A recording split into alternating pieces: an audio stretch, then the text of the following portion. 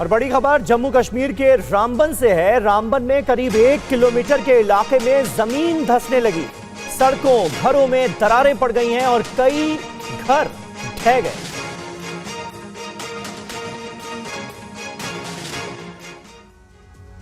जम्मू कश्मीर के रामबन में धंस रही है जमीन, सड़कों में पड़ी दरार, कई घर ढहे, दरक गई घरों की दीवार।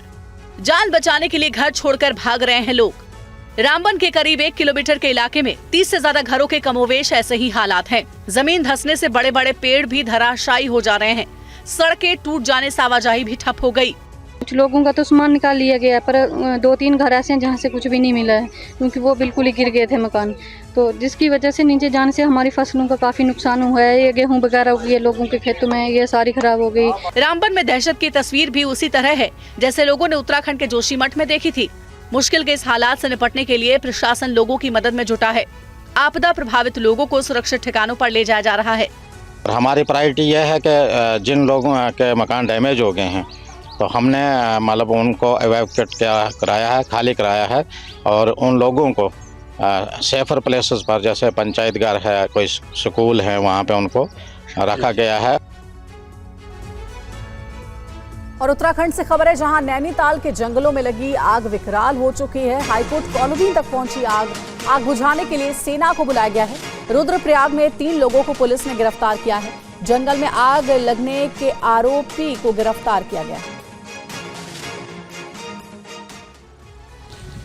नैनीताल का लड़िया कांटा क्षेत्र आग की चपेट में है। जंगल का एक बड़ा हिस्सा धू-धू कर जल रहा है। ITI भवन भी आग की चपेट में आ गया है। तेज हवाओं के चलते आग तेजी से फैल रही है और पूरे इलाके को अपनी चपेट में ले लिया है। आग के कारण नैनीताल से भवाली तक जाने वाली सड़क पर धुआं छाया हुआ है। गाड़ियों की रफ्तार पर भी ब्रेक लगा हुआ है। सुरक्षा को ध्यान में रखते हुए नैनी लेक में बोटिंग फिलहाल बंद कर दी गई है। दमकल विभाग की टीम को आग पर काबू पाने में मशक्कत करनी पड़ रही है। आग बुझाने के लिए सेना को बुलाया गया है। एयरफोर्स के MI-17 हेलीकॉप्टर को भी आग बुझाने के काम में लगाया गया है। जंगलों की आग हमारे लिए बहुत चुनौती है और लगातार आग बढ़ी है। उसको लेकर हम लगातार तैयारी भी कर रहे हैं। लगातार जो ज़रूरत की चीज़ें हैं उसके लिए भी काम कर रहे हैं। सेना से भी हमने मदद मांगी है। सेना के हेलीकॉप्टर भी आज पानी डाल रहे हैं और भी मैं भी आज हल्द्वानी में भी अभी इस पर मैं मीटिंग करने वाला हूँ। कल देहरादून में भी करी है।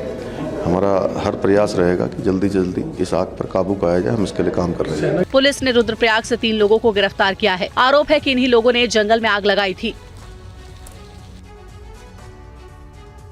और हिमाचल प्रदेश के पहाड़ी इलाकों में बर्फबारी का सिलसिला जारी है। अचानक बर्फ गिरने से तापमान गिर गया है और लोगों की परेशानियां बढ़ गई।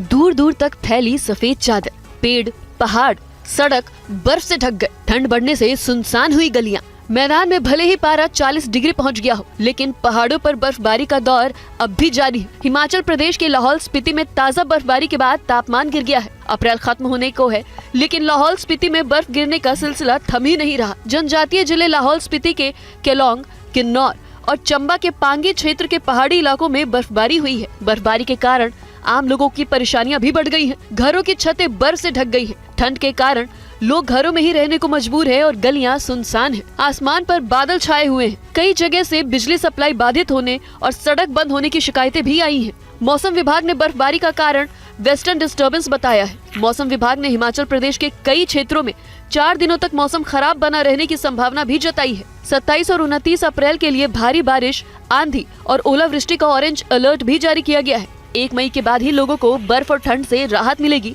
जब मौसम साफ होगा।